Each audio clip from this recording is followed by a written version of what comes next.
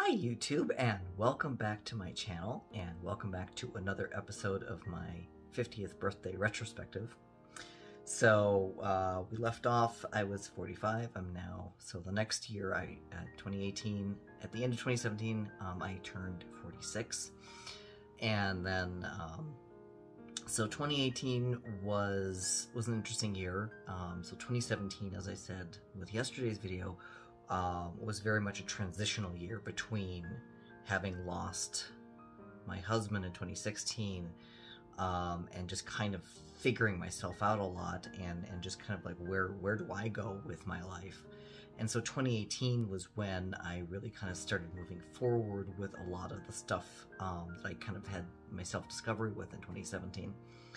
So, at the beginning of 2018, one of the first things I did was I came out to my gynecologist. I don't know why I decided to use my gynecologist first instead of my primary care physician for coming out and starting the ball rolling with my transition.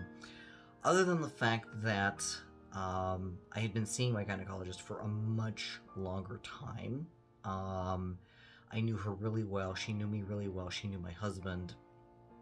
And I just felt, I think, the most comfortable coming out to her first. Plus, I realized that my coming out and transitioning into male was going to make things at least initially awkward. I mean, because I knew that if I started transitioning and I started looking more male and I'm going, you know, to, I mean, her office was literally in, it's called the women's clinic.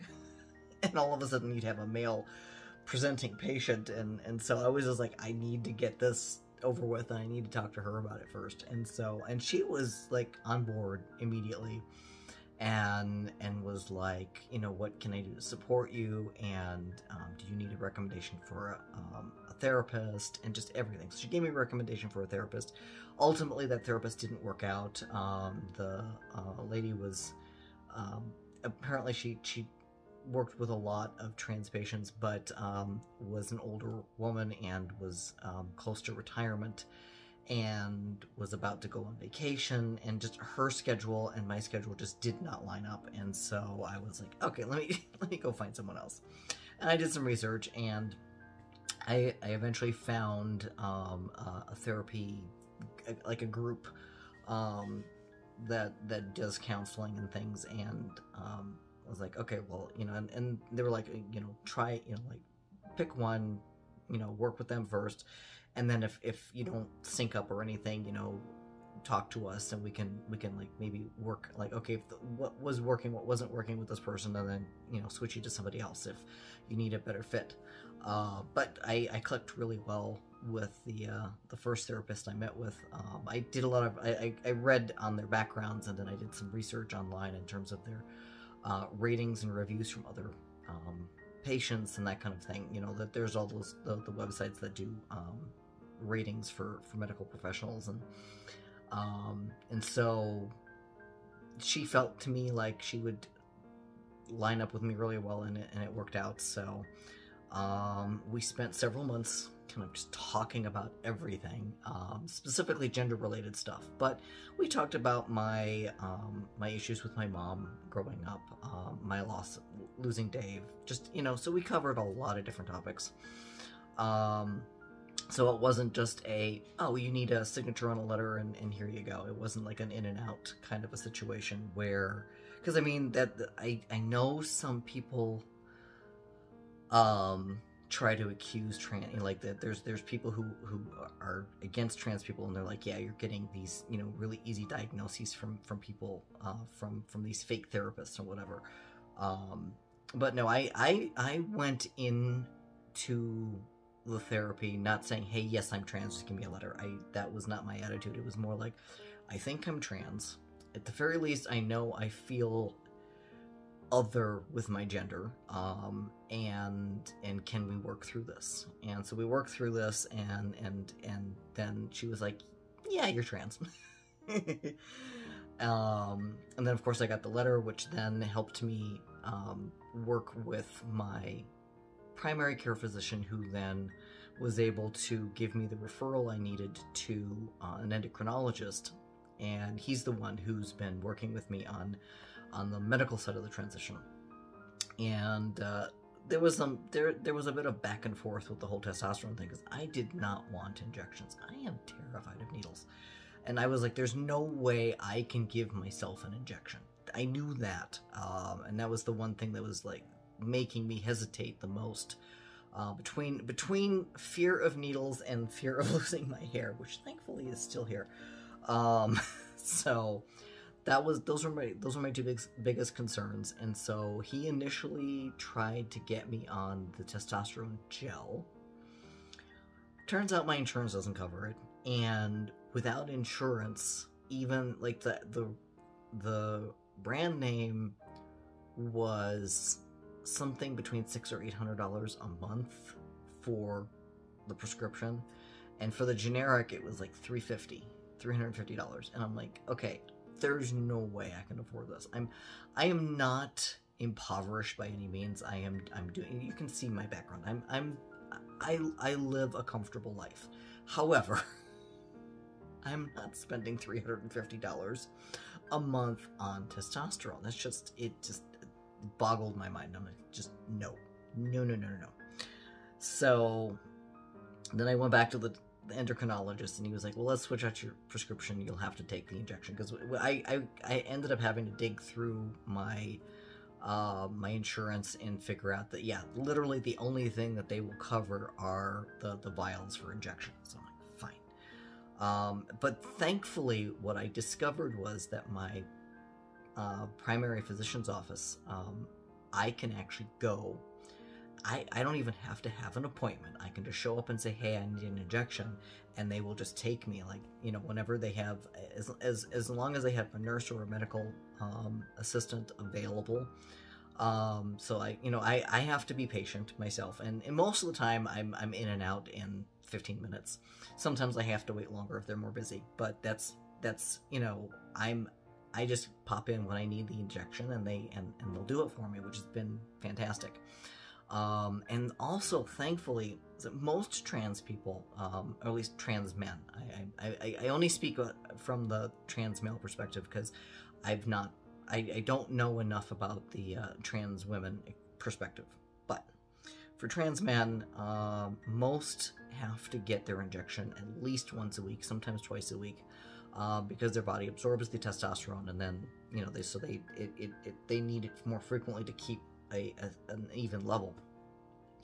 And one thing about me, and I actually found this out with my DNA, because I did the 23andMe DNA test, that my body processes a lot of things much more slowly, and I actually apparently have the gene for it, and it also explains why when I take prescription medications, not only do they hit me a lot harder, they last a long time. So I could take one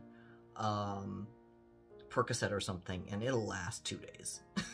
I don't have to keep taking it. I'm loopy for forever. I mean, it's great for pain management as well, and thankfully I don't have to take that kind of stuff very frequently. But when I do, it takes forever. And so I'm able to get my testosterone injection once every 2 weeks, and my levels stay very, very even and steady. I think I go from they do the measurement in nanograms by deciliter, ng/dl. I'm not going to translate that, but that's the measurement that they use. And I've had my testosterone, my blood work tested at the beginning, at the end, and at the middle of my injections now, because I get tested every 6 months. And so I've been doing it for 3.5 years now. So I purposely have had myself tested at different parts of the cycle, just to see where I'm at, so that we know that I'm completely even and not, you know, going up and down. And I range between 400 and 500 in GDL.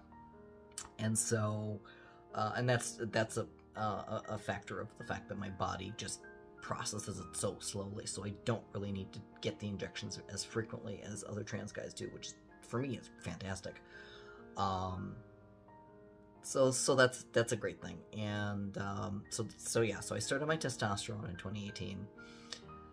Obviously, it takes a while for everything to work. The There's a little TMI for everyone, but the first thing I noticed, and this is what a lot of trans guys notice, the first thing, libido goes up. I mean, we become horny 16-year-old teenagers overnight. I mean, within hours, I was starting to notice it. I mean, it was that fast. It was kind of incredible.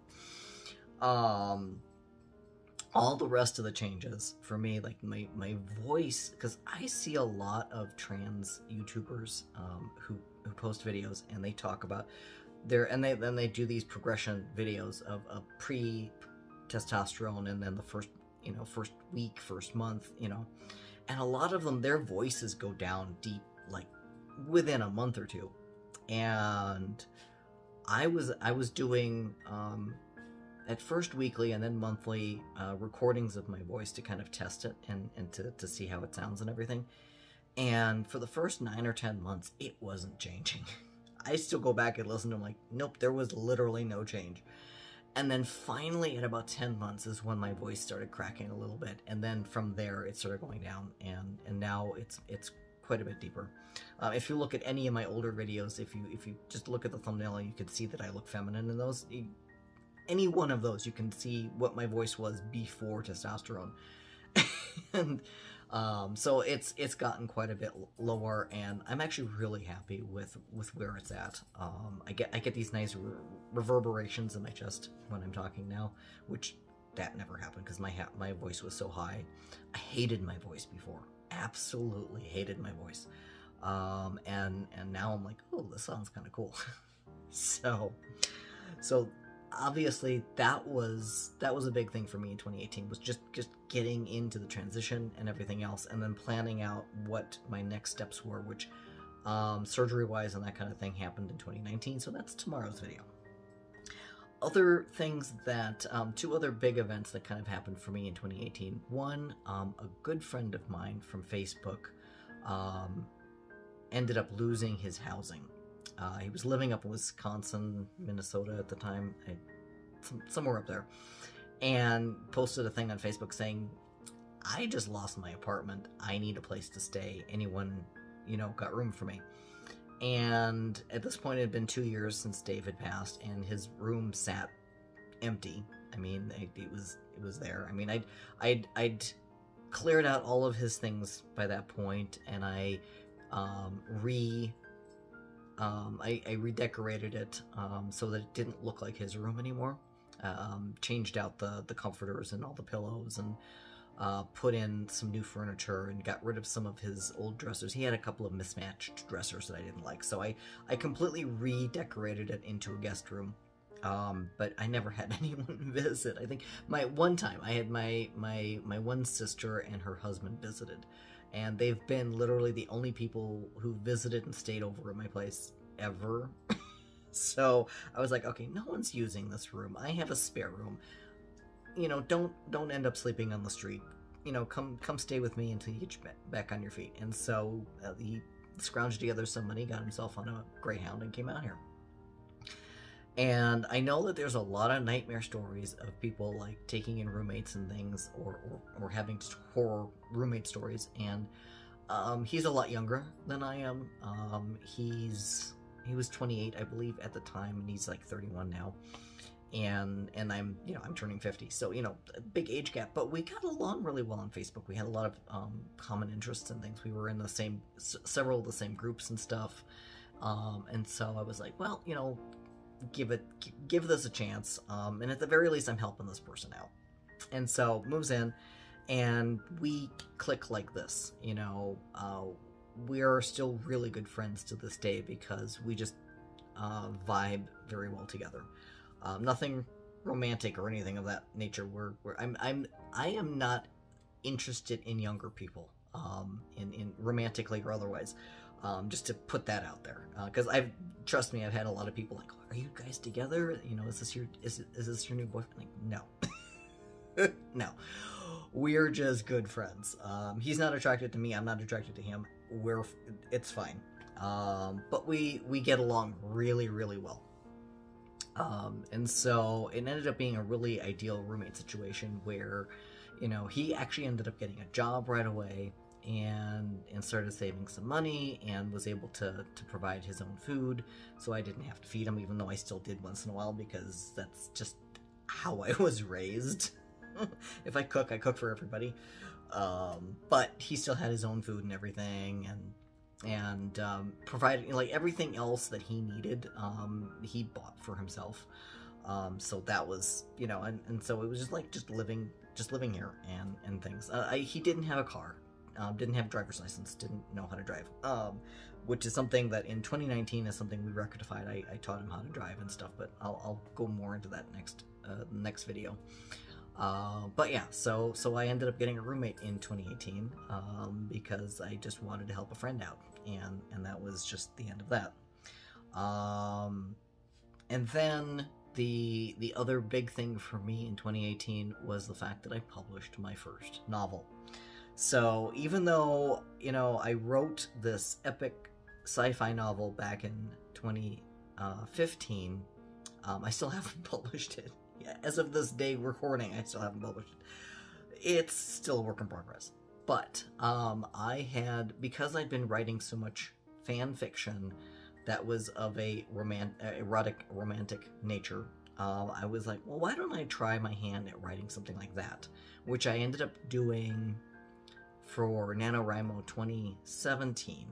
So just before my 46th birthday, I wrote a story. It's called Coffee to Go, and it's one of these kind of meet cute coffee shop. It's a barista and a male nurse, and I threw. Here's the weird thing is, so the barista is of Romanian origin. He's half Romanian and half Romani or Roma. Never quite sure. Like I know sometimes they use Roma and sometimes they use Romani. I'm never quite sure which one is the correct one. So, anyway, but he's half and half of that. His parents immigrated to the U.S. Before having him, so he was born in the U.S., but because his father was of a more swarthy, darker-skinned Romani, he is often mistaken for being a Mexican immigrant. Okay, this was kind of where the part of the drama of the story goes. And so I kind of wrote in the subplot of him being mistaken for an immigrant and almost getting illegally deported because they ran into some questionable immigration agents. And when I was writing this was before all of the big immigration issues with our administrations and everything came up. A lot of the stuff wasn't public on the news yet. So when I was writing this, I was like, gee, is anyone going to believe that our immigration system is this corrupt? And then just a couple of months before I published the book is when a lot of that news broke. And I was like, okay, I guess my story's going to be more believable now. I hadn't planned that at all. But that was kind of an interesting twist to that. But yes, since it's a romance, it does have a happy ending and stuff. And there's a link below to check out my books on Amazon if you want to check them out. So, but yeah, that was for me. That was a big accomplishment. It was getting a published novel. And even though it has, I mean, I've sold a couple of $100 worth of the book, which has, you know, been fantastic and has made me happy. It's not paying the bills, but it was an accomplishment. It was something that I'd always wanted to do and that I've done. And I've actually, like, I've got four books available on Amazon now. So I continue working towards publishing more, and eventually that sci-fi will get done too. But so that was kind of my 2018, was those three things, among, you know, of course, lots of other little niggly bits that are not worth mentioning. So I hope you enjoyed this little retrospective of my 46th year of life. Stay tuned until tomorrow. Thanks for joining me again, and please, if you're watching these to the end, thumbs up, Please leave comments. I love to interact with people. So until tomorrow, you take care. Bye.